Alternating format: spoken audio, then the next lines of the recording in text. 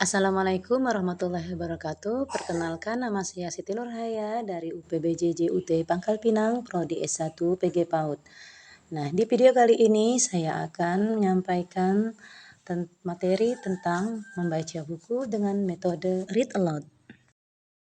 Read aloud atau membaca nyaring adalah sebuah aktivitas sederhana di mana seorang menyisihkan sedikit waktunya untuk membacakan cerita kepada anak secara rutin dan terus-menerus yang berdampak membuat anak bisa mendengar, mau membaca, dan akhirnya bisa membaca. Aktivitas ini sangat penting untuk membangun pengetahuan yang dibutuhkan ketika membaca. Berikut video tentang membaca nyaring yang saya lakukan di kelas saya. Selamat menyaksikan dan semoga bermanfaat. Halo, halo, apa kabar semuanya? Nah, hari ini Ibu Nur mau membacakan sebuah cerita yang berjudul Rusa yang Sombong. Ya, rusa yang sombong. Tapi janji tidak beri. Oke, kita mulai baca. Udah tahu ini rusa, dia memiliki tanduk yang sangat panjang. Di sini ada apa kira-kira yang kenal? Iya, ada rusa, ada si situ. Ya, kita baca, silakan diperhatikan di sini. Rusa yang sombong. Ya. Nih, nah itu rusanya. Nih ya. Di sebuah hutan yang luas, tampak sekelompok rusa yang terdiri dari 20 ekor sedang menikmati rumput dan dedaunan. Nah, ini mereka sedang makan apa tadi? Makan rumput. Nah, lihat lagi. Rusa merupakan binatang yang dapat berlari kencang. Dengan kemampuannya itu, mereka bersifat sombong terhadap binatang-binatang lain di hutan. Ya, kita, ya, ini tuh, kita lanjutkan. Oke. Di sini, tak jarang binatang-binatang di hutan ditantangnya untuk beradu lari dengannya.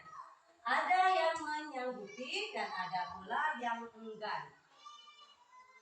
Di hutan diadakan lomba lari para binatang. Karena rusa mengikuti lomba, binatang-binatang lain dibuat pesimis. Ya, jadi yang lain itu merasa berkecil hati ya. Oke, kita lanjut. Nah, akhirnya tibalah pelaksanaan lomba lari tersebut. Ternyata lomba hanya diikuti oleh 2 peserta, yaitu rusa dan keong. Ternyata dia keong. Jadi hanya berdua saja. Ternyata yang lain nggak mau ikut karena takut dengan rusa. Karena rusa larinya kencang. Kita lanjut lagi ya. Para binatang berdatangan untuk menonton perlombaan tersebut, sehingga sebagian besar memberi dukungan pada si keong, sedangkan rusa hanya didukung oleh kelompoknya saja. Jadi nggak ada yang mendukung rusa, hanya teman-temannya saja. Oke, kita lanjut. Tak berapa lama kemudian, lomba dimulai. Rusa berlari sekencang-kencangnya, meninggalkan si keong yang berjalan lambat. Dia agak sombong dari si keong.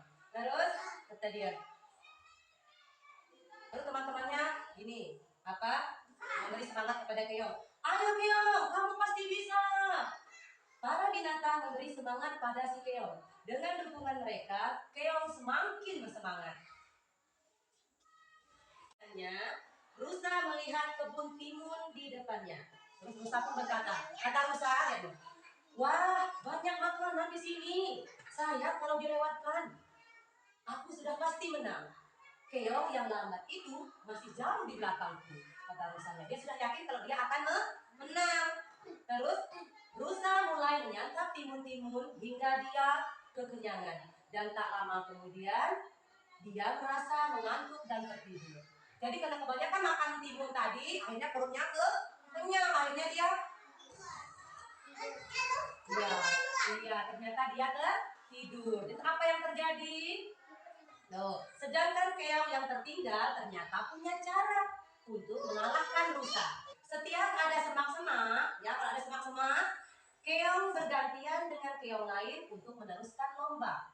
Jadi setiap ada semak, ternyata keong tadi tukeran sama temannya, ya, untuk meneruskan lomba tadi. Tuh, dia tukeran sama temannya. Terus akhirnya keong bisa melewati rusa yang masih tertidur pulas dan mencapai garis finish. Tidak disangka, keong berhasil mengalahkan rusa yang sombong itu. selesai. Jadi siapa yang menang tadi? Siapa yang menang? Ada siapa saja tadi yang lomba? Keong dan rusa. Padahal rusa binatang yang bisa lari cepat, tapi yang menang siapa? Ayo, kenapa tadi rusa bisa kalah? Karena dia sombong. Dia merasa dia pasti menang daripada keong. Karena keong jalannya lambat, sedangkan rusa jalannya kencang. Tapi ternyata apa yang terjadi? Pas di tengah jalan tadi rusa menemukan apa? Menemukan apa tadi? Hah? Di jalan tadi rusa menemukan apa? Timun. Betul, diapain timunnya? Dimakan sampai dia kenyang. Akhirnya dia mengantuk dan dia tidur dengan pulas. Ya, dan akhirnya si keong tetap berjalan dengan pelan. Setiap bertemu teman tadi keong ngapain? Bertemu dengan temannya untuk bergantian ikut lomba, dan akhirnya keong menang. Jadi gimana? Jadi kita tidak boleh sombong. Pinter Parizi, tidak boleh jadi orang yang sombong ya. Sekian dan terima kasih.